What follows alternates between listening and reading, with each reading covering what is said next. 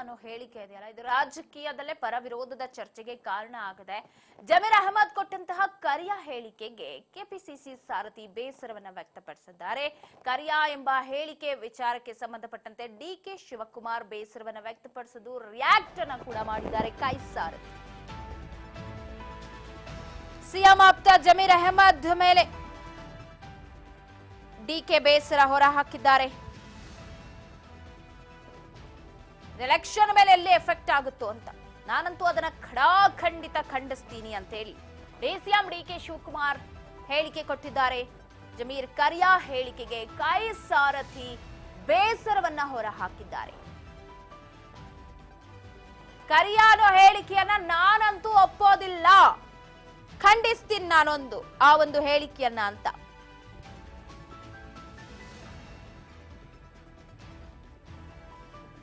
ಬೆಂಗಳೂರಿನಲ್ಲಿ DCM DK Shivakumar ಪ್ರತಿಕ್ರಿಯೆಯನ್ನು ಕೊಟ್ಟಿದ್ದಾರೆ ಕರಿಯ ಹೇಳಿಕೆಗೆ.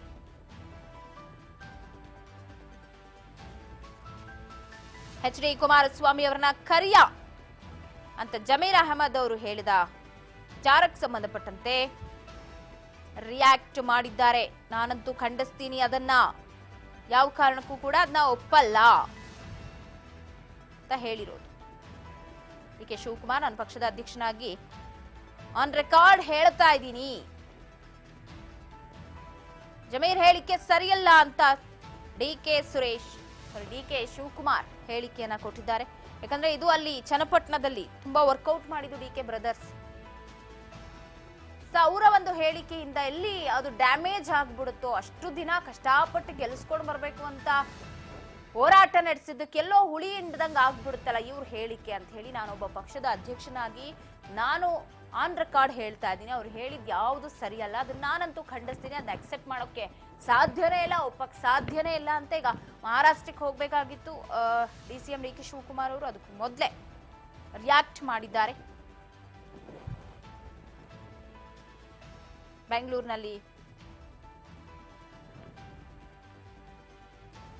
DK Shivakumar H D. ಕುಮಾರಸ್ವಾಮಿ ಅವರ ವಿಚಾರದಲ್ಲಿ ಹೇಳಿಕೆ ಕೊಟ್ಟಿದ್ದಕ್ಕೀಗ ಆಕ್ರೋಶವಾಗಿದ್ದಾರೆ, ಕೆರಡಿ ಕೆಂಡವಾಗಿದ್ದಾರೆ.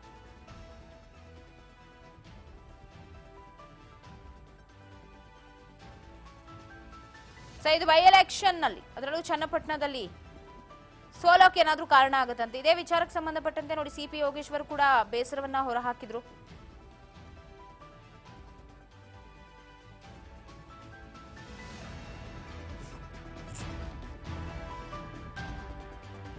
ಜಮೀರ್ ವಿಚಾರದಲ್ಲಿ ಬೇಸರವನ್ನ ಹೊರ ಹಾಕ್ತಾ, ಅದ್ರ ಜೊತೆಗೆ ವಕ್ಫ್ ವಿಚಾರದಲ್ಲಿ ಬಿಜೆಪಿಯ ಪ್ರತಿಭಟನೆ ಬಗ್ಗೆ ಕೂಡ ರಿಯಾಕ್ಟ್ ಮಾಡ್ತಾ ಅದೊಂದು ಮೂರ್ಖತನ ಅವರು ಮಾಡ್ತಾ ಇರೋ ಕೆಲಸ ಅಂತ ಹೇಳಿದ್ದಾರೆ ಡಿಕೆ ಶಿವಕುಮಾರ್. ಬಿಜೆಪಿಯವರ ಪ್ರತಿಭಟನೆಗೂ ರಿಯಾಕ್ಟ್ ಮಾಡಿದ್ದಾರೆ.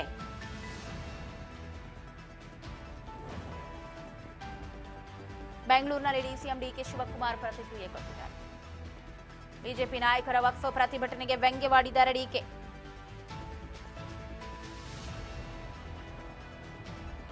ಪ್ರತಿಭಟನೆ ಅನ್ನೋದು ಬಿಜೆಪಿಯವರ ಅತಿ ದೊಡ್ಡ ಮೂರ್ಖತನ.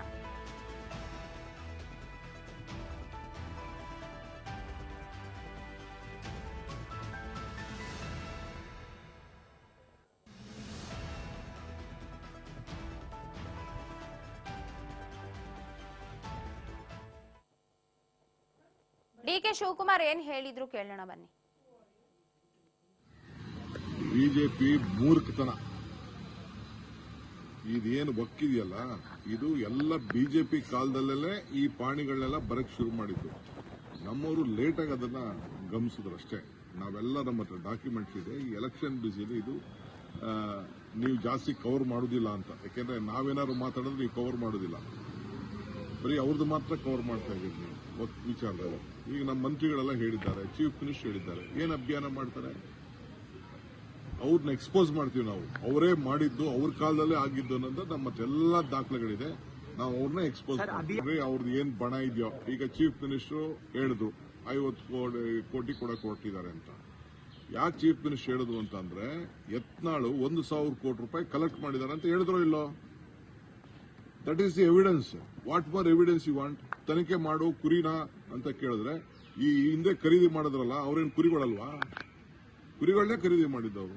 ನಾವು ಅದನ್ನೇ ಕೇಳಿದ್ದು, ದನ ಕುರಿಗಳು ಖರೀದಿ ಮಾಡ್ದಂಗೆ ನೀವು MLAಗಳನ್ನ ಮಾಡಿದ್ರಲ್ಲಪ್ಪ ಅಂತ ಹೇಳಿದ್ದು. ಇದೇ ಯೋಗೇಶ್ವರು ಅಶ್ವತ್ಥನಾರಾಯಣ ಎತ್ಕೊಂಡು ಹೋಗಿ ಶ್ರೀನಿವಾಸ್ ಗೌಡ್ರ ಮನೆಗೆ ನಾ ದುಡ್ಡು ಇಟ್ಬಿಟ್ಟು ಬಂದೆ ಅಂತ ಅಸೆಂಬ್ಲಿಲಿ ಹೇಳಿಲ್ವಾ? ನಾನು ಹೇಳ್ತಾ ಇದ್ದೀವಿ, ಸಾಕ್ಷಿ ಇವ್ರು ಕೊಡಬೇಕು, ಎತ್ತಾಳ್ ಕೊಡಬೇಕು. 1,000 ಕೋಟಿ ರೂಪಾಯಿ ಕಲೆಕ್ಟ್ ಮಾಡಿದ್ದಾರೆ ಅಂತ ಹೇಳಿದ್ರಲ್ಲ, ಯಾರು ಕಲೆಕ್ಟ್ ಮಾಡಿದ್ದಾರೆ? 1,000. ಈ ಬಗ್ಗೆ ಮತ್ತಷ್ಟು ಅಪ್ಡೇಟ್ಸ್ ಕೊಡ್ತಾರೆ ಪ್ರತಿನಿಧಿ ಬಸವರಾಜ್ ಫೋನ್ ಸಂಪರ್ಕದಲ್ಲಿದ್ದಾರೆ.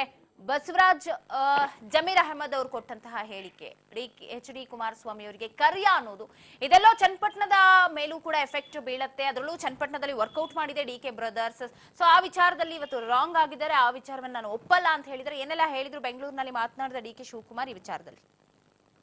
ಪವಿತ್ರ ಸಚಿವ ಜಮೀರ್ ಅಹಮದ್ ಖಾನ್ ಅವರು ಚನ್ನಪಟ್ಟಣ ವಿಧಾನಸಭಾ ಕ್ಷೇತ್ರದ ಚುನಾವಣಾ ಪ್ರಚಾರದ ಸಂದರ್ಭದಲ್ಲಿ ಕುಮಾರಸ್ವಾಮಿ ಅವರಿಗೆ ಕರಿಯ ಎಂಬ ಪದವನ್ನು ಕೂಡ ಬಳಸಿರ್ತಕ್ಕಂಥದ್ದು. ಈ ಒಂದು ಪದದಿಂದ ಸಾಕಷ್ಟು ಒಂದ್ ಕಡೆ JDS ಪಕ್ಷದ ನಾಯಕರಾಗಿರ್ಬೋದು, ಮತ್ತೆ ಬಿಜೆಪಿ ಮತ್ತೆ ಕಾಂಗ್ರೆಸ್ ಪಕ್ಷದ ಕೂಡ ಕೆಲವು ನಾಯಕರು ಕೂಡ ಆಕ್ರೋಶವನ್ನ ವ್ಯಕ್ತಪಡಿಸಿದ್ರು. ಅಂದ್ರೆ ಈ ಬಣ್ಣದ ಆಧಾರದ ಮೇಲೆ ಕರಿಯ ಬಿಳಿಯ ಈ ರೀತಿಯಾಗಿರ್ತಕ್ಕಂಥ ಪದಗಳನ್ನ ಉಪಯೋಗಿಸಬಾರ್ದು ಅನ್ನುವಂಥದ್ದನ್ನು ಕೂಡ ಸಾಕಷ್ಟು ಆಕ್ರೋಶವನ್ನು ಕೂಡ ವ್ಯಕ್ತಪಡಿಸಿದ್ರು. ಮತ್ತೆ ಈ ಬಗ್ಗೆ JDS ಪಕ್ಷದ ನಾಯಕರು ಕೂಡ ಪ್ರತಿಭಟನೆ ಮಾಡಿ ಸಚಿವ ಜಮೀರ್ ಅಹಮದ್ ಖಾನ್ ಅವರ ವಿರುದ್ಧವೂ ಕೂಡ ದೂರನ್ನು ಕೂಡ ದಾಖಲಿಸಿದ್ದಾರೆ.